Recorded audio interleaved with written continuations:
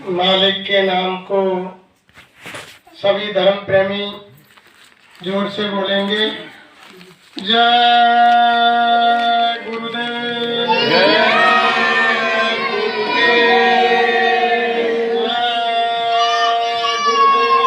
जय गुरुदेव, जय गुरुदेव, जय गुरुदेव, जय गुरुदेव। नाम किसका? प्रभु का, प्रभु का पावन प्यारा नाम। जय गुरुदेव। कलयुग का कल्याणकारी नाम। जय गुरुदेव। विश्व में सुख शांति कौन लाएगा? जय गुरुदेव। आने वाली बीमारी और मुसीबतों से कौन बचाएगा? जय गुरुदेव। जन जन में प्यार मोहब्बत कौन लाएगा? जय गुरुदेव। जीते जी प्रभु दर्शन कौन कराएगा? जय गुरुदेव। जीते जी राम कृष्ण से कौन मिलाएगा? जय गुरुदेव। कलयुग में सतयुग कौन लाएगा? जय गुरुदेव। माँ बहनों की रक्षा कौन करेगा? जय गुरुदेव। ये नाम नहीं इंसान का, ये नाम है भगवान का। ये काम नहीं इंसान का, ये काम है भगवान का। प्रेम से बोलो जय गुरुदेव, जय गुरुदेव, जय गुरुदेव। सर्वसमर्थ सर्वव्यापक मंच पर विराजमान गुरु महाराज के चरण कमलों में कोटि कोटि बार नमन। पूजनीय वंदनीय पितातुल्य बुजुर्गों, दूर दराज से पधारे हुए धर्म प्रेमियों, गुरु भाई बहनों, सती सीता सावित्री की पावन भूमि पर पैदा होने वाली माता बहन देवियों, नौजवान साथियों, नन्हे मुन्ने बच्चे और बच्चियों, सभी को हमारा हाथ जोड़ के सादर जय गुरुदेव। देखो प्रेमियों, आज बड़े सौभाग्य का दिन है कि उस मालिक की असीम दया से हम सभी धर्म प्रेमी मालिक के मुखारबिंद से निकले हुए अमृत वचनों को सुनने व दोहराने के लिए क्या इकट्ठे हुए।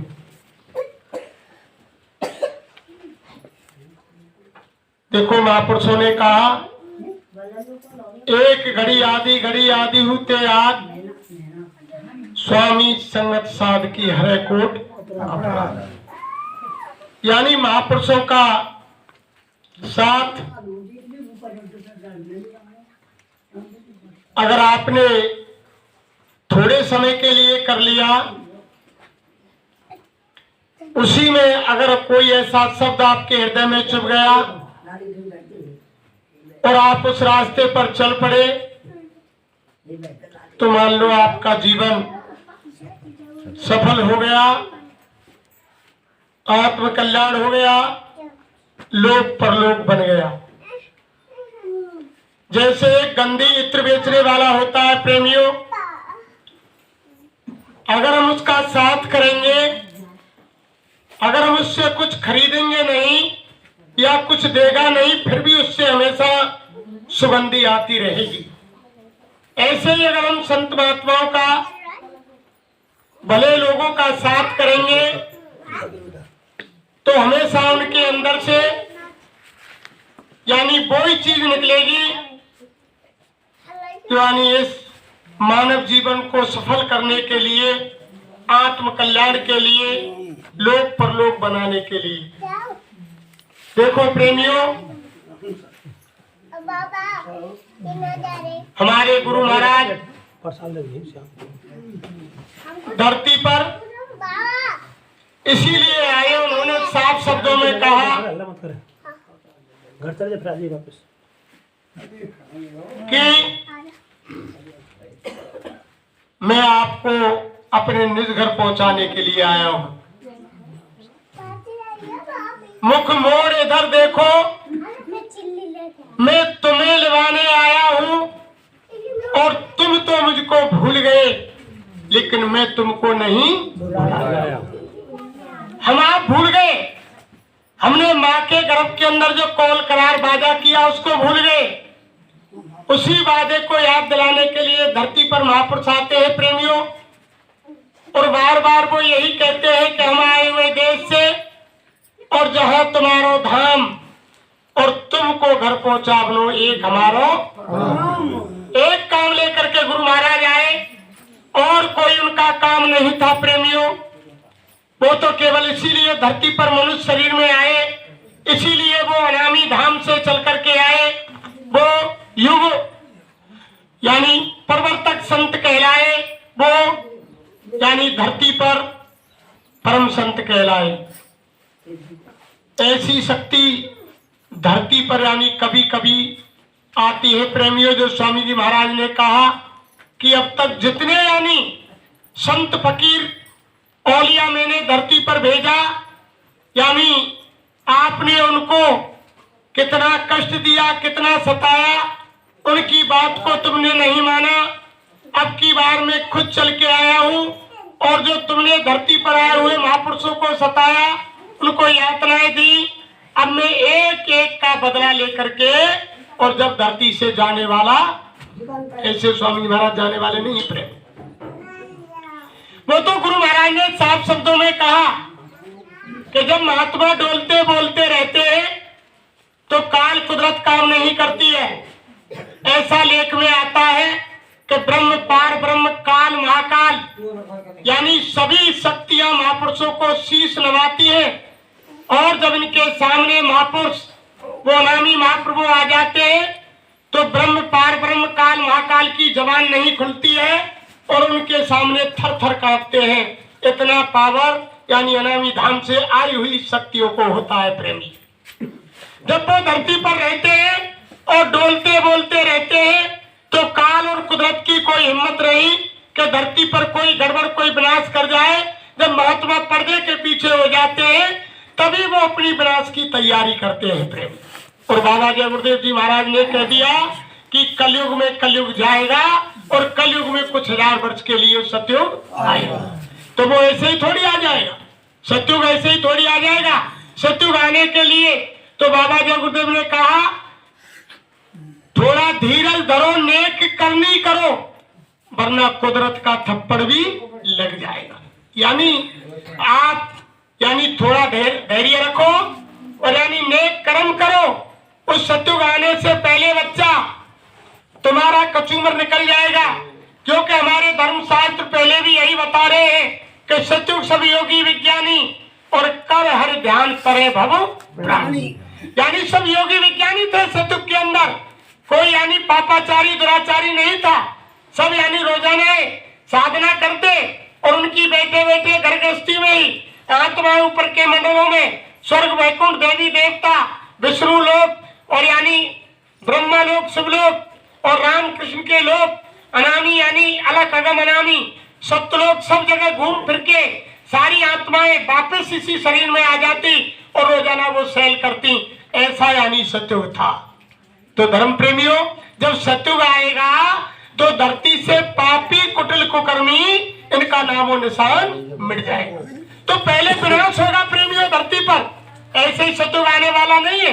कोई आप ये समझ जाए कि सतयुग ऐसे ही चला है। गुरु महाराज ने कहा जब धरती से कलयुग जाएगा तो उस समय कलयुग अपनी यानी जो उसने सामग्री जो अपना उधार दे रखा है, अपना कर्जा दे रखा है, उसको लेगा कर्जे के लिए कि मैंने तुमको दिया कि झूठ बोलो, छल करो, कपट करो, बेईमानी करो और यानी जुआ खेलो, शराब पियो, मांस खाओ, मदरा खाओ, व्यभिचार करो। यानी जो कलयुग ने जो अपना यानी कर्जा दिया उसको वो मांगेगा और हम उस कर्जे को भोग चुके, वो कर्जा वो हमारे पास है नहीं इस समय देने के लिए। तो यानी जब वो मैं ब्याज के महात्मा कहते हैं पाई पाई वो मार मार के प्रत्येक जीव से अपने कर्जे को चुकेगा, वो चुकेगा प्रेमी। तो गुरु महाराज ने क्या कहा कि जब कलयुग धरती से जाएगा तो यानी वो ऐसा थप्पड़ मारेगा कि 20 करोड़ लोग धराशायी हो जाएंगे, यानी लाशों पर लाशों का बिछैया हो जाए। ऐसा यानी वो तमाशा मारेगा कलयुग। और जब इधर से कलयुग जाएगा और उधर से सतयुग आएगा तब गुरु महाराज ने कहा जब दोनों की जिस रास्ते पर यानी मुठभेड़ होगी, तो जितने जीव उनके बीच में आ जाएंगे उनका कचूमर निकल जाएगा। यानी इधर से कलयुग जाएगा, उधर से सतयुग आएगा। स्वयं महाराज बोले ऐसे नहीं आएगा कि वो चुपचाप कलयुग चला जाए और चुपचाप यानी सतयुग आ जाए। वो तो ढिंढोरा पीट कर जाएगा और उधर से यानी गाजे वाजे से और ढिंढोरा पीटता हुआ वो सतयुग आएगा। ऐसे थोड़ी आ जाएगा। तो आगे धरती पर इतना विनाश होने वाला है जो लोगों के दिल दिमाग में नहीं। यही बात हमारे गुरु महाराज रात दिन पुकार रहे हैं। और लोग जैसे कोई मंदिर पर आरती बोलती है ना, कोई चेतावनी बोलती है, कोई रामायण की चौपाई बोलती है, तो हम आप ये समझते हैं हम मंदिर पर बैठ गए, या हम ही बोल रहे हैं, आरती बोल रहे हैं, चौपाई बोल रहे हैं, कोई अन्य चेतावनी बोल रहे हैं कि ये मनुष्य तन फिर नहीं मिलेगा। तो बैठे वाले लोग ये समझते हैं कि हमको ना है, ये तो और संसार वाले का है, हम तो जावे वाले है ही ना। जब हम यहाँ सुनने गा रहे तो हमने तो दुनिया से जानो ही ना, ये तो और उनको सुनाई जा रही है। यानी सब लोग ये समझते हैं कि हमारे लिए नहीं है, लेकिन ऐसा नहीं प्रेमियों। जिसने धरती पर यह पैदा हुआ है, जन्म लिया है, महात्मा कहते हैं जहां तक इन दोनों चरमाकों से दिखाई दे रहा है सारी चीज मिथ्या है, नाशवान है, एक दिन वो धरती से मिटनी है, यानी रहनी नहीं है। महात्मा कहते हैं कि और की क्या चलाए, जो तुम्हारा ये शरीर है ये भी आपका नहीं है।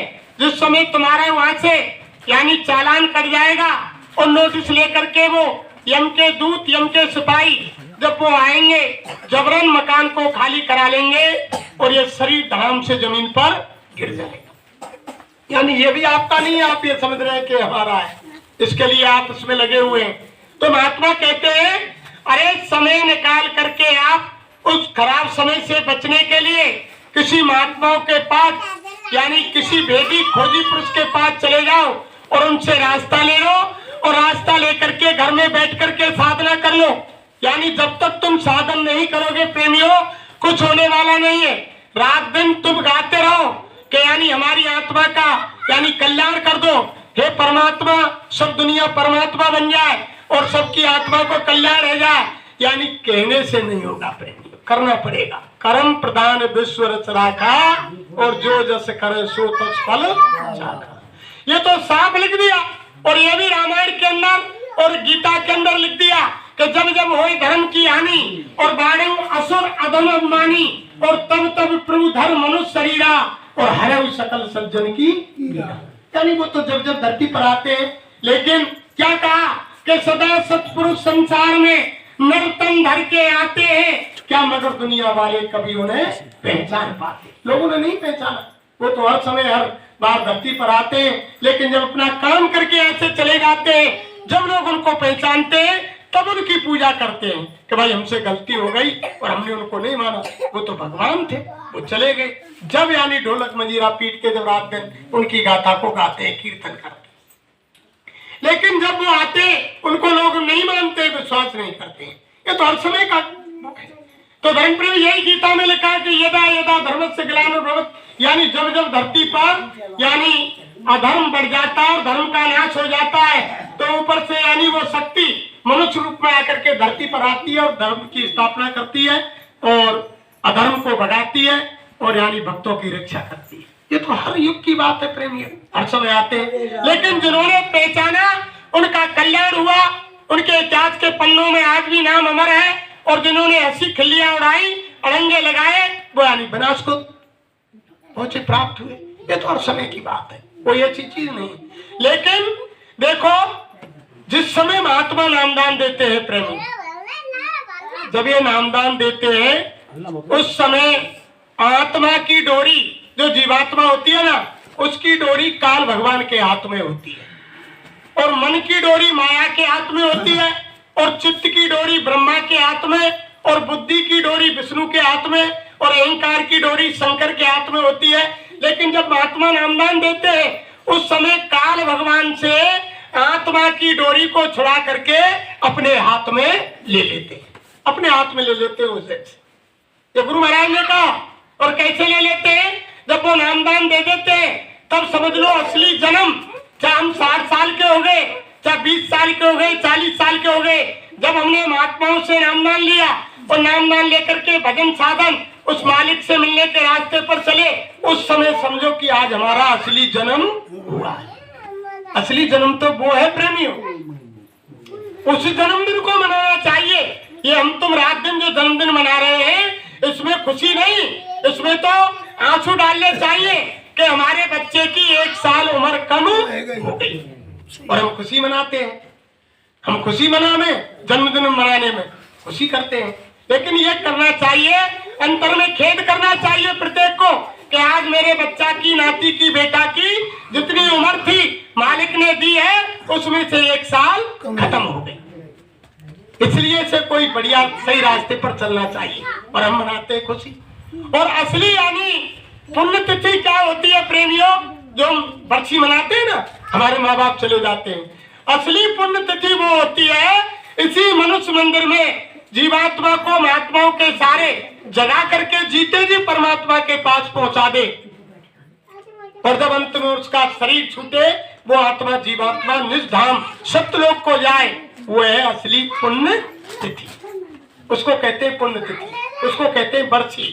लेकिन हम तो कोई वैसे ही मनाते रहते हैं, चाहे किसी को कुछ करो हो, लेकिन ये संसार की एक रीति नीति है। असली जन्मदिन वही है जब महात्मा नामदान देते हैं, जिस दिन समझो कि आज हमारी आत्मा का जन्म हो गया, वो जन्मदिन होता है प्रेमियों। तो जब महात्मा नामदान देते हैं, वो गुरुदीक्षा देते हैं, तो काल भगवान से डोरी को छुड़ा करके अपने हाथ में ले लेते हैं और उस समय क्या देखभाल करते हैं। आपने देखा एक गाय होती है, जब वो बछड़ा पैदा होता है तो गाय के साथ जब बछड़ा जाता है तो कोई अगर उसको उस पर कोई हमला अटैक करने के लिए कोई आए बछड़े पर, तो गाय उसके आजू बाजू घूमती है, किसी को यानी अपने बच्चे को छूने नहीं देती, आगे चलेगी, कभी पीछे चलेगी, कभी आगे चलेगी। ऐसे ही माँ देखी आपने, जब नन्हा बच्चा होता है तो उसकी कितनी देखभाल करती है।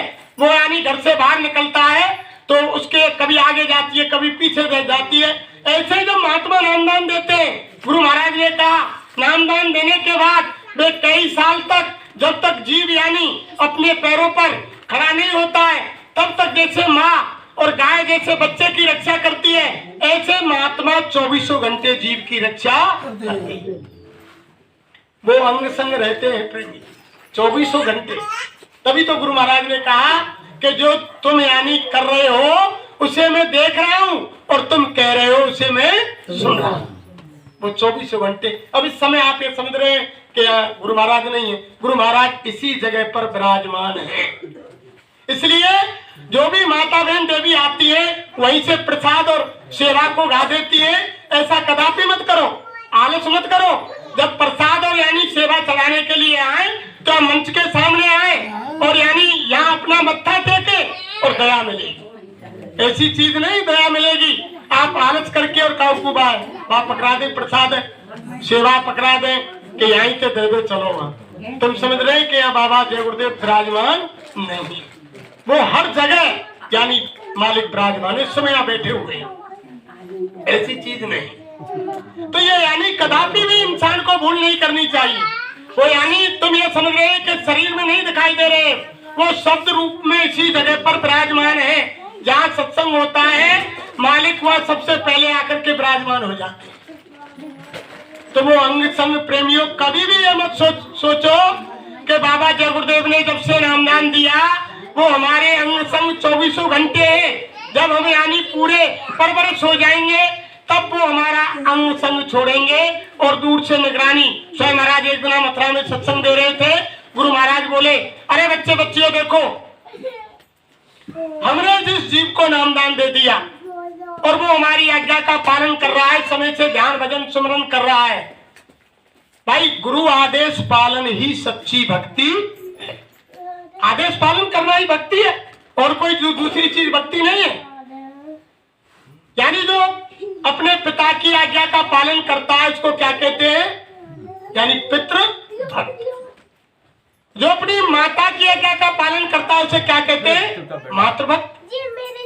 जो अपनी औरत की आज्ञा का पालन करता है उसे क्या कहते हैं, नारी भक्त। और जो गुरु की आज्ञा का पालन करता है उसे क्या कहते हैं, गुरु भक्त। तो गुरु के आदेश का पालन करना ही सच्ची गुरु भक्ति इनके आदेश का जो पालन करता है वही सच्चा गुरु भक्त कहलाता है। अबे बाबा जी तो कह रहे हैं कि तुम समय निकाल करके ध्यान भजन सुमरन करो, और हमारे लिए यानी संसार की उनसे फुर्सत ही नहीं है। और बाबा कह रहे हैं कि संसार का सारा जो मसाला है जिसको तुम देख रहे हैं सब छोड़ना है। तुम्हारे मतलब के नकली साथी है, कोई तुम्हारा साथी नहीं है, सब तुमको छोड़ करके जाने, और सब ये तुमको छोड़ेंगे और तुमको इनको छोड़ना पड़ेगा। अंत में कोई चीज समय काम नहीं आएगी, चाहे तुम कितना भी पैसा कमाओ, कितना भी मकान बनाओ, कितना भी धन इकट्ठा करो, कितना भी परिवार इकट्ठा करो, लेकिन उस समय तुम्हारे साथ कोई नहीं। महात्मा कहते हैं उस समय औरत सीमित रहती है मकान तक और समाज जाता है शमशान तक। यानी साथी समाज के लोग वो तो झूठ मूठ के मांस डाल के वापस आ जाए और घर आके नहाए धोए और रोटी खाए कोई झूठ। और बेटा जाता है अग्निधाम तक, यानी औलाद केवल मुखार अग्नि देने के लिए जाते हैं, वहां के बाद कुछ नहीं। तो महात्मा कहते हैं औरत सीमित रहती है मकान तक, समाज जाता है शमशान तक, और बेटा जाता है अग्निदान तक, और इंसान के कर्म जाते हैं भगवान तक। केवल कर्म जाएंगे प्रेमियों, कोई दूसरी चीज किसी के साथ नहीं जाएगी। और इंसान किसी को देख लो, यानी कर्म से ही महान बनता है। कोई ये मत समझो आप कोई पैसे से महान बन जाए, या यानी कोई शारीरिक बल से महान बन जाए, या बुद्धि से महान बन जाए, या किसी पद ओहदा से महान बन जाए। आपने देखा रावण के पास कितनी ताकत थी, दुर्योधन के पास कितनी ताकत थी, कंस के पास कितनी ताकत थी। रावण के पास यानी धन बल, बुद्धि बल, शारीरिक बल, सेना बल, कोई कमी थोड़ी थी रावण के अंदर, लेकिन उसका कर्म, उसका व्यवहार, उसकी वाणी, उसका यानी चरित्र ठीक नहीं था, इसलिए आज उनका कोई नाम भी नहीं लेता है। इंसान महान यानी अपने कर्म वचन वाणी और यानी उससे बनता है, चरित्र से उससे बनता है। भगवान राम कोई अकेले गए, कोई अपने साथ में, कोई जब जंगल गए, योगेश्वर कृष्ण ने युद्ध किया वो भी जंगल गए, भगवान राम जंगल गए, तो कोई घर से माल खजाना, कोई फौज फाटा, कोई यानी तीर तलवार कुछ लेकर गए, खाली हाथ गए ना भगवान।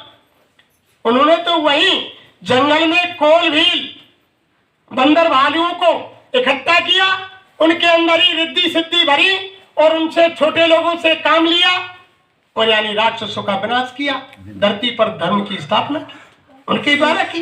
कोई घर पे बांध के ले गए कि चलो यार खजाने ले चलो अयोध्या से, के सेनाएं ले चलो, के कोई ले गए, कुछ नहीं ले।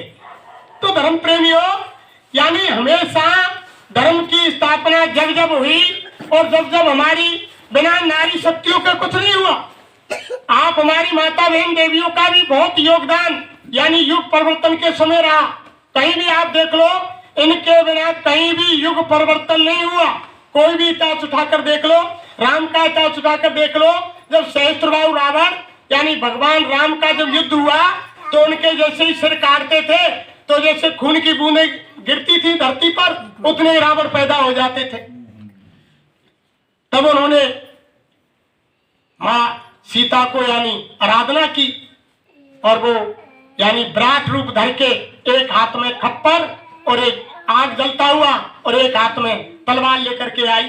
तब उसने सहस्त्रबाहु रावण का वध किया, यानी खप्पर में खून को लेती गई और सिर का मुंडन करती रही, एक यानी खून का बूंद जमीन पर नहीं गिरने दी। अगर वो यानी मां नहीं आती तो सहस्त्रबाहु का विनाश नहीं होता। छोटा मोटा योगदान नहीं है, लेकिन ये हमारी माता बहन देवियां तो यानी अपनी शक्ति को भूल गई, अपनी सारी शक्ति खत्म कर दी। और वहां देखो शंकर भगवान ने भी भस्मासुर को वरदान दे दिया और वो उनसे मांग लिया वो कड़ा दान में भस्मासुर ने। अब भस्मासुर ने सोची कि पार्वती बहुत सुंदर है, याई को कलेश क्यों नहीं काटूं शंकर भगवान को, याई मार दो और जाते पार्वती छीन लो। अब वो शंकर के पीछे पड़ गया। माँ पार्वती ने देखा कि ये तो कहाँ का वरदान दिया भोले बाबा ने, ये तो भोले बाबा को विनाश करवो चारो और मोये छीनवो चारो। तो पार्वती पीछे पीछे गई और जाकर के यानी वो नृत्य करने लग गई। और जब पार्वती ने नृत्य किया तो भस्मासुर को इशारा दिया, भस्मासुर भी उसके साथ नाचने लगा। जब नाचने लगा और यानी पार्वती के प्यार में पागल होकर के जब उसने यानी इतना नृत्य किया, तो जैसे पार्वती ने सिर पर हाथ किया ऐसे ही भस्मासुर ने किया। और जब भस्मासुर का हाथ सिर पर गया, जब यानी पार्वती ने बोल दिया कि बसा, जब भस्मासुर बसा। अगर पार्वती उस काम को नहीं करती तो भस्मासुर भोले बाबा को खत्म कर देता कि सर पर फेरो करो और भस्म। तो यानी माता बहन देवियों का इस धरती पर यानी छोटा मोटा योगदान नहीं है, आदि शक्ति है। माता बहन देवियों नारी आदि शक्ति है। इसके बिना यानी कोई धरती पर रचना नहीं हो सकती। इनकी कोख से, माता बहन देवियों की कोख से राम आए, कृष्ण आए, मोहम्मद आए, और यानी भगत सिंह आए, और सुभाष बाबू आए, और यानी चंद्रशेखर आए, और जितने भी ऋषि मुनि महात्मा सब इन माता बहन देवियों की कोख से आए, यहीं से जन्म लिया उन्होंने। तो छोटी मोटी ताकत नहीं है। लेकिन हम और आप भूल गए कि महात्माओं के पास आती जाती रहती, और जो यानी आप हम सभी जिन देवताओं की पूजा करते हैं उन्हीं देवताओं को इन माता बहन देवियों ने यानी उस समय की माँ सती अनुसुईया ने और ब्रह्मा विष्णु महेश को 6-6 महीने के बालक बना। और थोड़े ही थे कोई देखो छोटी मोटी ताकत किसके कारण हुई। अत्रि ऋषि बड़े यानी तपस्वी थे प्रेमियों, उनकी धर्म पत्नी अनुसुईया दोनों यानी तपधारी थे। उनका यानी सतुत और पतिव्रत धर्म मां सती अनुसुईया की ताकत किससे प्राप्त हुई? महात्माओं से, अत्रि ऋषि से। जब एक दिन यानी रमा उमा ब्रह्माणी यानी लक्ष्मी, पार्वती और सरस्वती यानी वो सावित्री तीनों की तीनों इकट्ठी हो गई, तो आपस में यानी चर्चा करने लगी। अलग अलग है जाओ, तुम अलग अलग यानी चर्चा करने लगी। लक्ष्मी कहने लगी कि धरती पर और यानी 3 लोग 14 भवन में मेरे समान कोई भी सती व्रता और यानी पतिव्रता नहीं। लक्ष्मी ने कहा क्योंकि मेरा पति जो विष्णु है वो महान है और मैं लक्ष्मी हूँ, सब लोग मेरी पूजा करते हैं और मुझको चाहते हैं। छोड़ दे। तो इसलिए पार्वती बोली, अरे बहन तुम ऐसा क्यों कह रही हो? मेरे पति तो देवों के देव महादेव है, सब में बड़े हैं। मेरे समान 3 लोग 14 भवन में कोई भी यानी पतिव्रता और सतीव्रता नहीं। इतने में यानी सावित्री बोली कि मेरे यानी स्वामी पति तो सब में यानी बड़े हैं ब्रह्मा जी, सारी रचयिता है सृष्टि के, उनके बिना कोई काम ही नहीं होता है। तो बहन आप कैसे बड़ी हो गई? यानी मेरे जो पति है सबसे बड़े हैं, वो रचनाएं वो ही करते हैं, तो सब में यानी मैं बड़ी हूं। मेरे समान 3 लोग 14 भवन में कोई पतिव्रता और सतीव्रता नहीं। अब इतनी सुनते इतनी देर में नारद आए प्रेमियों। नारद बीच में जैसे आकर कूदे, स्वयं मां नारद प्रकट हो गए कि नारायण नारायण नारायण। तब एकदम तीनों देवियों को होश आया। अरे कि नारद तुम, अरे कि माताओं अभी तुम में क्या बात हो रही थी? कि ना नारद जी हमें तो कोई बात नहीं हो रही थी। नहीं कोई ना कोई मैं सुन रहा था, बड़े छोटे की चर्चा हो रही थी। तब उन्होंने अपनी बात कही कि नारद जी ये कह रही है कि मेरे समान कोई 3 लोग 14 भवन में पतिव्रता नहीं है, और ये कह रही है मेरे समान नहीं है, ये कह रही है कि मेरे समान नहीं है। तो नारद ने कहा अरे तीनों माताओं सुनो, तुम्हारी बात छोड़ो, तुम तो कुछ नहीं। यानी धरती पर संसार में और माता यानी महासती अनुसुईया उसके समान कोई दूसरा नहीं। एकदम तीनों देवियों के आग लग गई। नारद जी तो आग लगा करके चले गए प्रेमियों, और तीनों देवी तीनों देवताओं के पास गई कि वो यानी नारद कह रहे हैं कि महासती अंशिया 3 लोग 14 भवन में सबसे यानी महासती है यानी पतिव्रता है। तो आप कहते हो उनके यानी सत को जाकर के डगा उनके यानी पतिव्रत धर्म को नष्ट करो।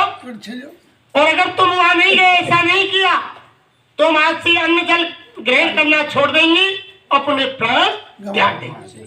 अब तीनों देवता ने कही के जब गृह मंत्री अगर रुष्ट है जाएगो तो मामलो ही खराब हो जाएगा। गृह मंत्री शांत तो सारी ग्रह शांत। अब उधर तीनों देवता तीनों देवियों से कहकर के हम अभी जाते हैं अंशिया के आश्रम पर और जाकर के यानी उस सती अंशिया के सतत्व को पतिव्रत धर्म को अभी हम जाकर के नष्ट करेंगे। तीनों देवता प्रेमियों माता अंशिया के आश्रम पर आ गए। आकर के बाहर जैसे आए, ब्रह्मा जी ने कहा कि रुको रुको देवो रुको, अगर तुम इस वेश से चलोगे तो सती अंशिया पहचान लेगी, मान के भेष बदलो। तो उन्होंने अपनी योग माया से तीनों ने महात्मा का भेष, साधु का भेष रखा। तीनों साधु बन गए प्रेमियों। अंदर आश्रम में घुसे, घुस करके आवाज लगाई कि कोई आश्रम में है।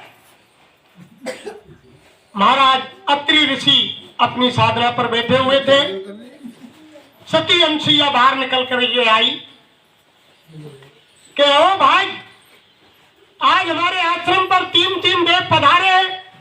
एक बार तो कह गई, फिर दूसरी बार लौट कर कहा ओ भाई, आज यानी 3 महात्मा ऋषि आज हमारे दरवाजे पर पधारे हैं कि महात्मा मैं आपकी क्या सेवा कर सकती हूँ।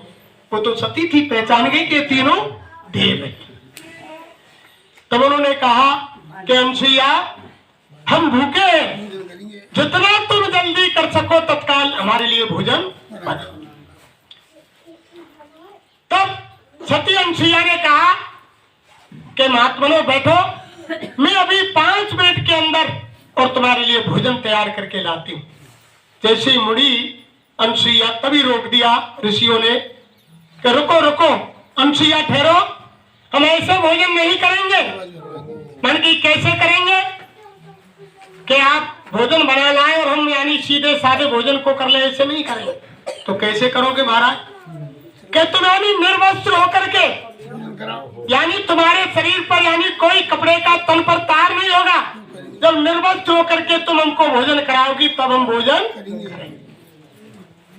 अब प्रेमियों अंसुईया वो पतिव्रता महासती धर्म संकट में पड़ गई और जाकर के जहां उनके पति स्वामी अत्रि ऋषि महाराज तब पर बैठे तो वहां गई, उनको मस्तक नवाया। हे स्वामी, हे मालिक, अब मैं क्या करूं? मैं धर्म संकट में फंस गई।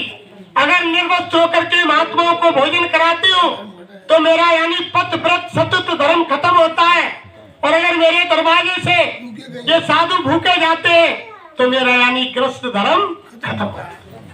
तब अंदर से आवाज आई, अंदर से प्रेरणा हुई, अरे देवी इतनी व्याकुल क्यों हो रही हो?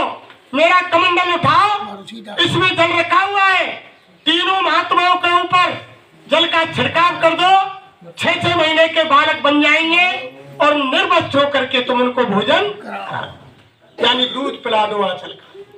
सती अंसुईया ने ऐसा ही किया, कमंडल उठाया प्रेमियों, लेकर के आई, तीनों देवों के ऊपर छींटा मारा, 6 महीने के बालक बना दिया और तीनों को पालने में डाल दिया प्रेमियों। और पालने में डाल करके अपने काम में लग पड़ी, उनको दूध पिला दिया निर्वस्त्र होकर। तो दूध पिला दिया, कार्य में लग गई।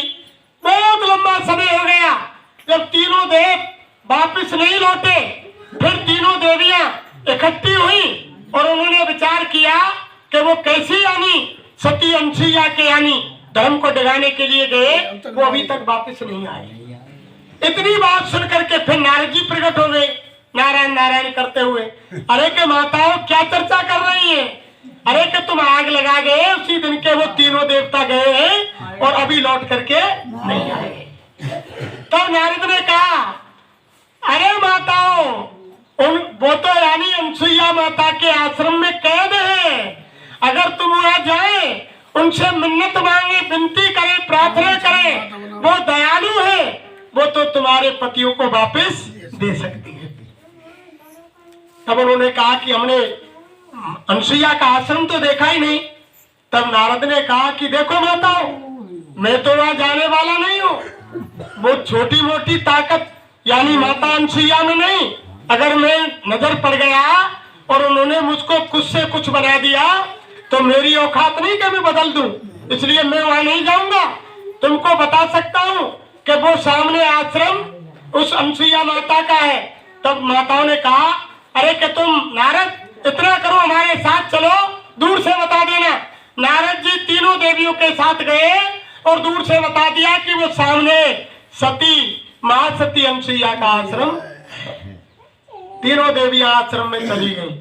आवाज लगाई प्रेमियों, माता अनसुईया बाहर निकल के आई। माता अनसुईया ने कहा, अरे कि आज हमारे वो बात तीन देवियां आज हमारे यानी तीन माताएं आज हमारे आश्रम में पधारी हुई है। अरे माताओं, जब तुम्हारा कोई काम था तो मुझसे ही कह देती, मैं तुम्हारे पास आ जाती। आपने क्यों कष्ट किया? आपके आने का कारण मुझको बताओ। तब उन्होंने कहा, अरे अनसुईया, तुमने हमारे पतियों को तुम्हारे आश्रम में कैद कर रखा है। अरे कि कैसे पति माताओं? मैंने तो तुम्हारे पतियों को कोई कैद नहीं किया। तुम आश्रम को देख लो। तीनों यानी देवियां आश्रम में गई। रमा उमा ब्रह्माणी आश्रम को खोजा, लेकिन वह कोई यानी ब्रह्मा विष्णु महेश नहीं मिला प्रेमियों। तब केवल वो पालने में 3 बच्चे झूलते नजर आए। पूरा आश्रम छानबीन कर दिया। तो फिर माता अनसुईया से कहा, अरे के अनसुईया, या तो हमारे पति है ही नहीं, अरे तुम ही बताओ वे कहाँ आपने छुपा रखे हैं? वो आपके आश्रम में आए हैं। तब माता अनसुईया ने कहा, मैंने उनको कहीं नहीं छुपाया, मेरे आश्रम में कोई छुपा हुआ नहीं है। अगर तुम्हारे पति हो, ये बच्चे जरूर मेरे पास हैं 3, और कोई यहाँ छुपा नहीं है। अगर तुम्हारे इनमें पति हो तो तुम देख लो। जब तीनों देवियां बच्चों के पास गई, जब मन में विचार किया कि ये हमारे पति, बच्चे हमारे पति तो पूरे जवान थे, ये बच्चे कैसे हो सकते? ये नहीं हो सकते। इतनी ताकत थी, छोटी मोटी ताकत नहीं थी प्रेमियों माता अनसुईया के अंदर। जब विनती करी, प्रार्थना करी तीनों ने कि माता अनसुईया, हम आपसे हार गए। आपके समान 3 लोग 14 भवन में महासती महापतिव्रता कोई नहीं, इसलिए हम आपके यानी पैरों में गिरती है माते। अब आप हम पर दया करो और आप बताओ कि हमारे पति तुम्हारे आश्रम में कहाँ है? वो तो दयालु थी प्रेमियों। माता अनसुईया ने कहा, अरे माताओं, ये जो पालने में झूल रहे हैं ये तुम्हारे ही पति हैं। जब तीनों देवियां हाथ बढ़ाने लगी पालने के अंदर, माँ अनसुईया ने कहा, अरे रुको रुको माताओं, तुम्हारा धर्म भ्रष्ट हो जाएगा। अगर किसी दूसरे पति से किसी दूसरी पत्नी का स्पर्श हो गया तो तुम्हारा पति व्रत धर्म खत्म हो जाएगा। अगर तुम्हें बच्चा, अगर लक्ष्मी माता ने विष्णु भगवान के बजाय शंकर पे हाथ रख दिया तो इसका पति व्रत धर्म नष्ट। इसलिए माता ठहरो, पहले पहचान करो कौन कौन से आपके पति हैं। रुक गई तीनों ही।